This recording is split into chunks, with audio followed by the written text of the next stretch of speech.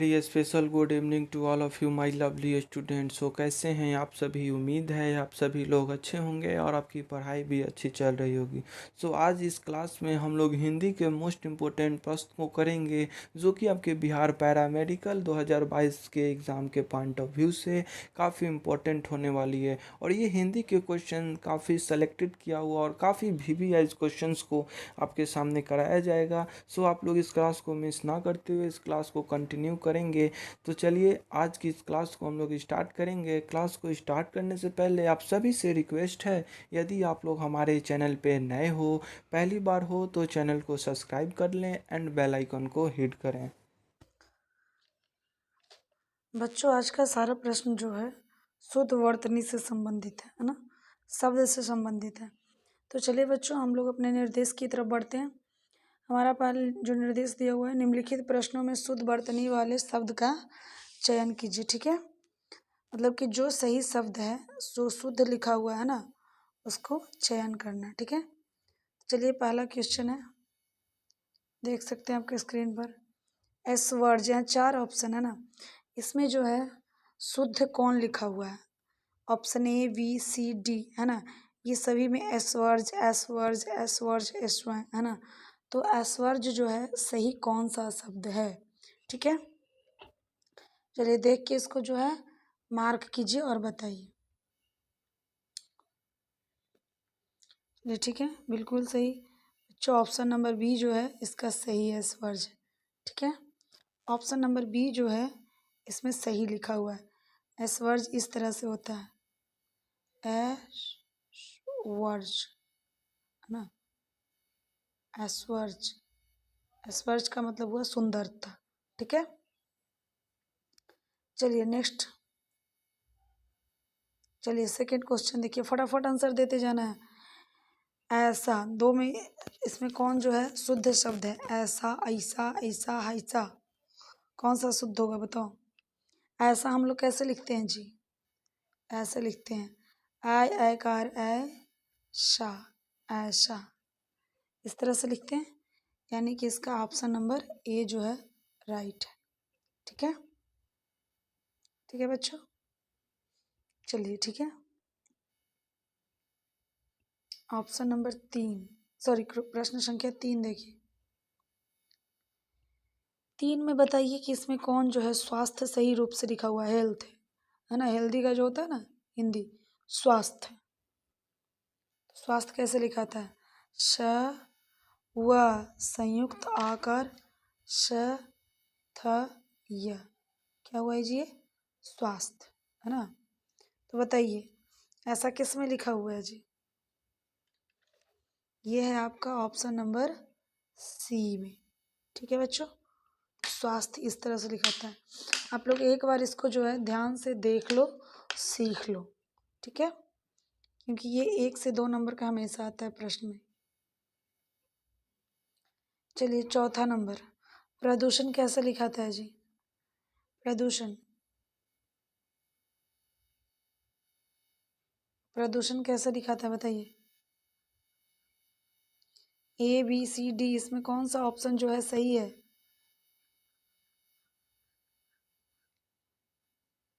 बताओ बच्चों। बच्चों, प में र है ना, द हर्षकार दो, मूर्धांसा और टवर्गीना, इस तरह से प्रदूषण लिखा था। ठीक है, तो ऐसा ऑप्शन किस में है जी? ऑप्शन नंबर ए, यानी कि इसका राइट आंसर ऑप्शन होगा ऑप्शन नंबर ए, प्रदूषण। ठीक है, चलिए नेक्स्ट प्रश्न की ओर बढ़ते हैं हम लोग। 5 में औषधि लिखा हुआ है, बताओ औषधि कैसे लिखाता है? औषधि मतलब दवाई होता है ना। देखो औषधि कैसे लिखाता है? औ आकार औ, आ आकार औ, मूर्धन सा धी, औषधि। ठीक है, बताओ ये कौन से ऑप्शन में है?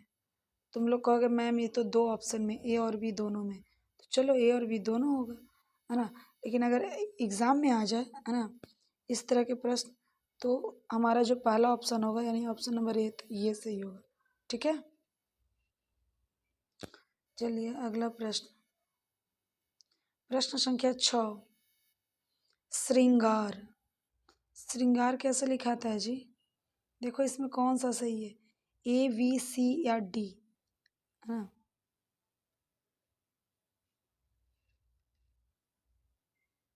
बताओ बच्चों,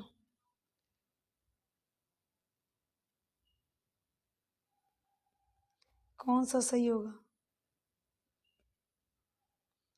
बच्चों इसमें दो ऑप्शन सही है, देखो सिंगार, ठीक है, तो श्रृंगार होता है, समझ में आया?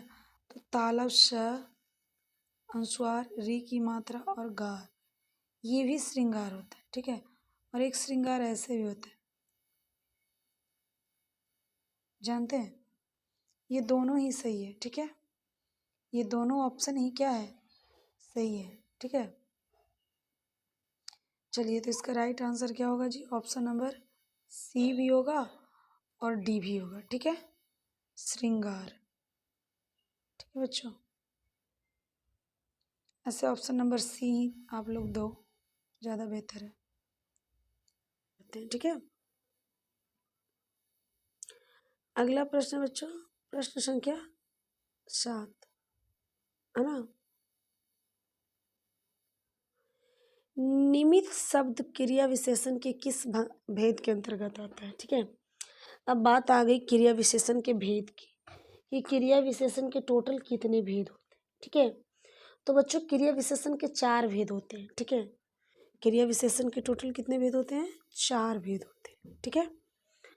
4 भेद में सबसे पहला भेद होता है रीतिवाचक क्रिया विशेषण, दूसरा कालवाचक क्रिया विशेषण, तीसरा स्थानवाचक क्रिया विशेषण और चौथा होता है बच्चों परिमाणवाचक क्रिया विशेषण, ठीक है। तो देखिए इसमें प्रश्नवाचक क्रिया विशेषण डाल दिया, परिमाणवाचक क्रिया विशेषण, हेतुबोधक और हेतुवाचक, ठीक है बच्चों। तो निमित्त का अर्थ ही जान लीजिए। देखिए निमित्त का अर्थ जो होता है, निमित्त का अर्थ ही होता है बच्चों कारण या हेतु, ठीक है। ये क्वेश्चन यहीं से बन जाएगा। निमित्त का अर्थ ही होता है क्या? हेतु, कारण, है ना। तो जाहिर सी बात है कि जब इसका अर्थ ही होता है हेतु कारण, तो ये किस में जाएगा? हेतु बोधक में जाएगा, हेतुवाचक में जाएगा, ठीक है। ये दोनों एक ही चीज़ है, सी और डी दोनों ऑप्शन सेम ही है, ऐसा नहीं कि अलग अलग है। हेतुवाचक नहीं होता, हेतुबोधक होता है, ठीक है। क्या होता है? हेतुबोधक, ठीक है बच्चों। तो यहीं पे यहाँ पे जो ये क्वेश्चन दे रखा है ना, हेतुबोधक, समझ में आ रहा है? क्यों, किस लिए, ऐसा, नहीं, ये सारे शब्द जो हैं हेतुबोधक के अंतर्गत आते हैं, ठीक है। इसलिए इसके राइट आंसर हो जाएगा बच्चों ऑप्शन नंबर सी, या फिर डी भी कह सकते हैं इसको, है ना। लेकिन परिमाणवाचक, प्रश्नवाचक तो होता ही नहीं है, परिमाणवाचक नहीं होगा, ठीक है, परिणामवाचक नहीं होगा। देखिए और यहाँ पे परिमाण भी नहीं दिया, परिणाम दे रखा है, ऑप्शन देखो अच्छे से आप। चलो अब बढ़ते हैं हम लोग 8वें प्रश्न की ओर। निम्न में से कौन सा शब्द क्रिया विशेषण है? बहुत ही सिंपल सा प्रश्न है, आप सभी बता सकते हैं इसका आंसर, है ना। कौन सा शब्द क्रिया विशेषण है? ऑप्शन ए है सूर्योदय, नीला, विगत, धीरे धीरे, ठीक है। तो क्रिया विशेषण वे शब्द जो क्रिया की विशेषता को दिखाता है, बताता है या बोध कराता है, उसको क्या कहते हैं जी? क्रिया विशेषण, ठीक है। तो हम सब जानते हैं नीला, नीला तो रंग है, ये तो विशेषण हो जाएगा, है ना। विगत, सूर्योदय, ये सारे विशेषण शब्द हैं। लेकिन धीरे धीरे, है ना, जल्दी जल्दी, है ना, बूंद बूंद, ये सब शब्द जो है बच्चों क्रिया विशेषण है कि नहीं। ऑप्शन डी जो है बच्चों आपका राइट आंसर होगा, ठीक है। ऑप्शन डी जो है आपका वेस्ट है। चलिए अगला प्रश्न, प्रश्न संख्या 9। अवयव कितने प्रकार के होते हैं? अवयव के कितने भेद होते हैं? मैं शुरू में बता चुकी हूँ। ऑप्शन ए में है 4, 5, 6 और 7। चलिए बताइए इसका राइट आंसर क्या होगा? अवयव के कितने भेद होते हैं? 4 होते हैं, ऑब्वियसली 4 होते हैं। एडवर्ब, प्रीपोजिशन, कंजक्शन, इंटरजेक्शन, यही है नहीं, है ना। क्रिया विशेषण समुच्चय बोधक, है ना, संबंध बोधक और विस्मयादि बोधक, यानी कि इसका राइट आंसर होगा बच्चों ऑप्शन नंबर ए 4। ठीक है, चलिए अगला प्रश्न, प्रश्न संख्या 10।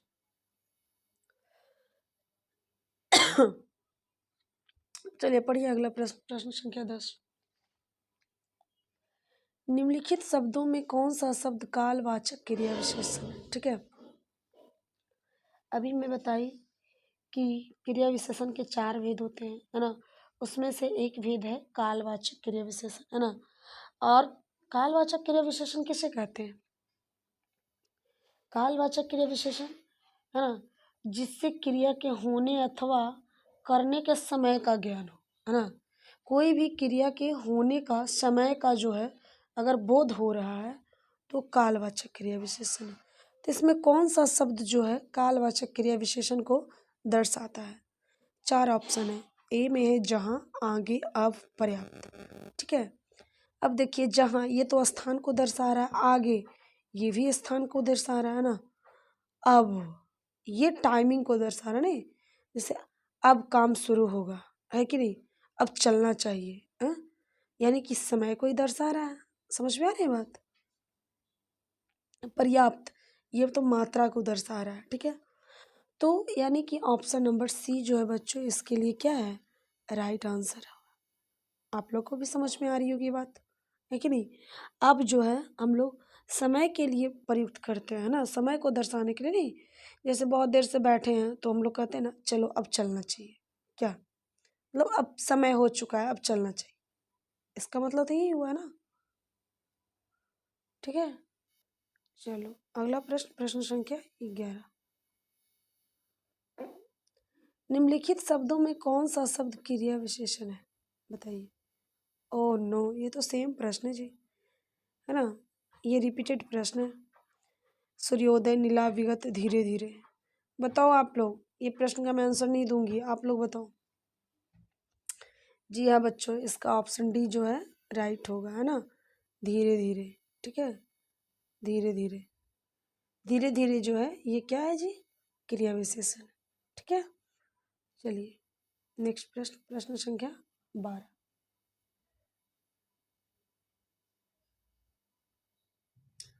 चलिए बच्चों 12 नंबर। अंकित और अंकुर, ध्यान से देखिए, अंकित और अंकुर विद्यालय जाते, इस वाक्य में और कौन सा शब्द है? ठीक है, अंकित और अंकुर। ठीक है, और यानी कि जो शब्द हम लोग शुरू में पढ़े थे कि जो शब्द दो अलग अलग शब्द को या दो अलग अलग वाक्यों को जोड़ने का काम करता है, वैसे शब्द को हम लोग समुच्चय बोधक शब्द कहते हैं ना। ये मैं शुरू में भी बताई थी और अभी भी बता रही हूँ। ठीक है, यानी अंकित और अंकुर, यहाँ पे अंकित अंकुर विद्यालय जाते हैं, ये थोड़ा अजीब नहीं लग रहा है बोलने में, लेकिन अंकित और अंकुर। ठीक है, तो यहाँ पे और जो होगा क्या होगा बताइए, क्रिया विशेषण, समुच्चय बोधक, संबंध बोधक या विस्मयादि बोधक, क्या होगा बच्चों? बिल्कुल सही आंसर है जी, बहुत बहुत सही आप लोग का आंसर आ रहा है, समुच्चय बोधक होगा। ठीक है, यानी इसका राइट आंसर होगा ऑप्शन नंबर बी, समुच्चय बोधक। ठीक है बच्चों, चलिए अब हम लोग बढ़ते हैं नेक्स्ट प्रश्न की ओर। अगला प्रश्न है बच्चों हम लोग का प्रश्न संख्या 13। मैं गोपाल के बिना नहीं जाऊंगा, है ना, गोपाल के बिना नहीं जाऊंगा, इस वाक्य में के बिना कौन सा अवयव है?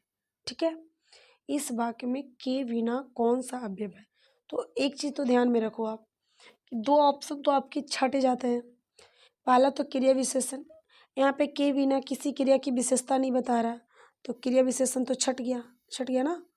दूसरा विस्मयादि छट गया, क्योंकि इसमें कहीं भी आपको एक्सक्लेमेशन मार्क्स नहीं है, विस्मयादि बोधक चिन्ह नहीं है, इस तरह का चिन्ह नहीं है ना, तो ये भी छट गया। और तीसरा सबसे इम्पोर्टेंट चीज़ कि मैं गोपाल के बिना नहीं जाऊंगा, इसमें ऐसा कहीं पे लग रहा है कि एक सेंटेंस को दूसरे सेंटेंस से कोई जोड़ा जा रहा है या एक वर्ड को दूसरे वर्ड से जोड़ा जा रहा है, जोड़ने का काम हो रहा है, नहीं, यानी कि इसमें समुच्चयबोधक भी नहीं है, ठीक है। लेकिन एक सेंटेंस इसमें जो है संबंध दर्शाया जा रहा है, मैं गोपाल के बिना नहीं जाऊंगा, है ना। जब वह चलेगा तभी चलेंगे, है ना। यहाँ पे पहला क्रिया संपन्न होगा तभी दूसरा संपन्न होगा, है ना। समझ में आ रहा है? गोपाल चलेगा तभी वो भी चलेगा, ठीक है। यानी कि इसका राइट आंसर होगा ऑप्शन नंबर बच्चों ए, संबंध बोधक, ठीक है। संबंध बोधक के बिना क्या है जी, संबंध बोधक अवयव है, ठीक है। चलिए अगला प्रश्न, प्रश्न संख्या 14, निम्न वाक्य किस अवयव से पूरा होगा, है ना। आज धन खाली स्थान कोई नहीं पूछता, ठीक है। इसके लिए आपको नीचे के ऑप्शन को पढ़ना होगा। आज धन के बिना कोई नहीं पूछता, या आज धन के साथ कोई नहीं पूछता, या आज धन तक को कोई नहीं पूछता, या आज धन कहाँ कोई नहीं पूछता।